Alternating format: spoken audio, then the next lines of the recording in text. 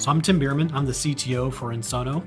So Ensono, we are a managed services provider focusing in hybrid enterprise IT. So really what we do is we help clients run the spectrum of their IT infrastructure, everything from legacy systems such as mainframe or an IBMI, help them reduce cost and modernize, and then help them modernize their platforms to run on things like AWS or Azure, and really everything in between, private cloud, dedicated hosting. Some of the challenges our clients experience, what's really taking place in the industry, is the consumerization of IT. So a lot of the B2C world, consumerization has been around a while, but in the business to business world, clients are wanting to buy services, kind of pay as you use it, pay by the drink.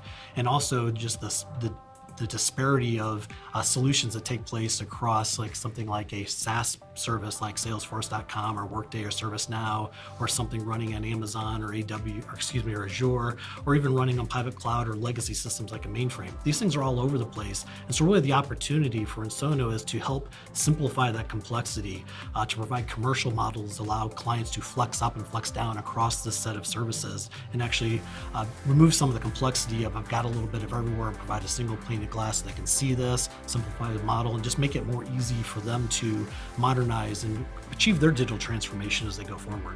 The best business advice I was given, and it happened several years ago, is really put yourself in the role or in the position of the client you're trying to serve. For me personally, as engineer, it's very easy to get technical and you want to get into, it's like I painted this great vision, technical in what I want to do, but you really have to turn around and think about what does my client want? What is the business, what is the need they're trying to solve? What is the challenge they have?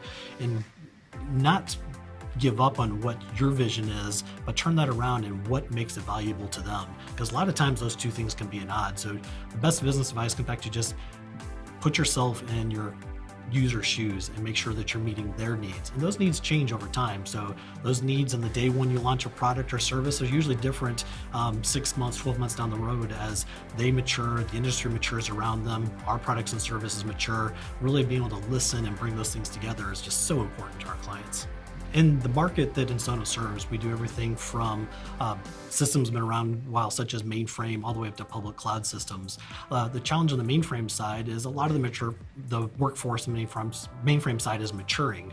And so just like a lot of our clients, we're trying to figure out how to continue to bring new talent, new ideas into this platform that's been around a while. So we came up with this idea. It's like, well, let's go talk to the universities. Let's go talk to colleges about how we get people excited, get these young kids excited and something that's been around a while. And so we've coined the term millennial mainframer. We talk to universities about what we need.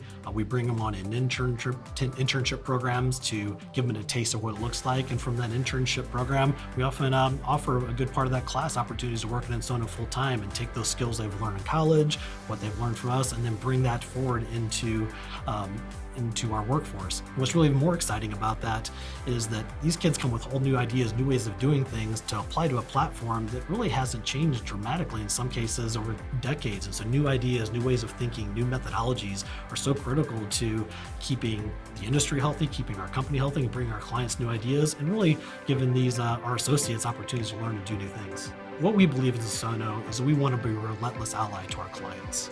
So what that means is when we're working with our clients, client service, how our clients perceive our services, we know at the end of the day that our customers, our clients have businesses that are running. They have people on their end, where there are people waiting for an insurance check because something happened. There are people that have a medical issue. There are people that are waiting for the paycheck from a state or local government. These are all real people on real ends of business problems that we solve, and we're critical to that. So we make sure that our clients, satisfying them, making sure that they have what they need, and just a relentless pursuit of client satisfaction.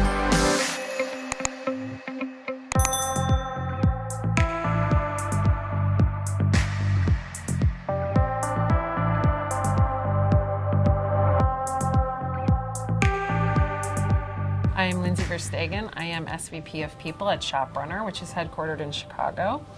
ShopRunner is basically Amazon Prime for the other half of the internet. So we provide tools to retailers so that they can compete in the modern day e-commerce landscape. And for customers, we bring them the sort of seamless experience they expect from an Amazon experience, but with retailers and brands they already love that are not on Amazon.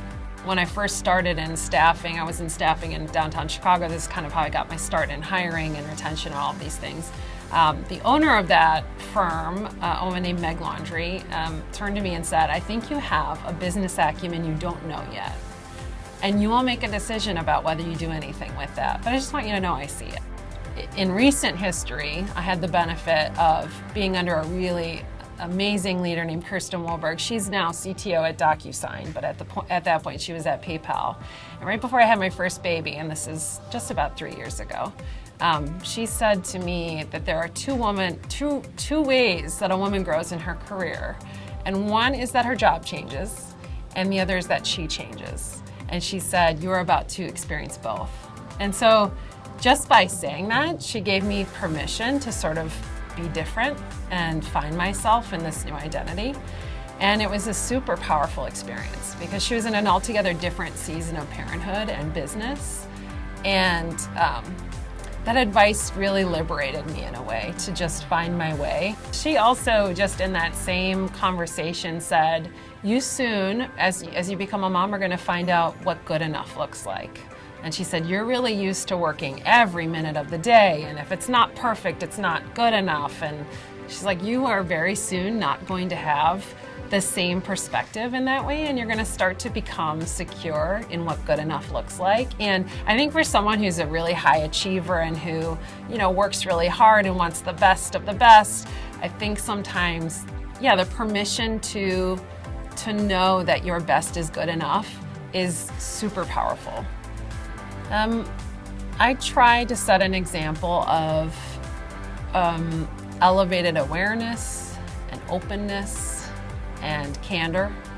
My example is one that is in leading with humanity and leading with authenticity, and really pushing people to allow for space to get really good work done. I think in today's day and age, the pressure is to be busy every second of the day, and there's a pressure to optimize and be efficient. And whereas those are all really great in principle, the reality is we are human beings where some of the best stuff happens in the spaces between, in the space where we allow ourselves to just wander a bit. And I'm not advocating for slacking off, but I think sometimes the sort of hyper productivity can be counterproductive, meaning you do hit a limit and you do need to allow for space for really amazing outcomes to happen, and for you to sort of let it all come together in a less scheduled way. So I think the ways I lead are more in the face of that pressure to be perpetually busy, and sort of advocating and asking people to have a higher level of consciousness about that, about how they're using their time, about how they're showing up to meetings, and really encouraging thoughtfulness and care. And I like to think I do that. I suffer the same challenges of everyone else though, which is I'm a really busy, scheduled person. And so it takes intention to get to that place where you're allowing the space for the best stuff to happen.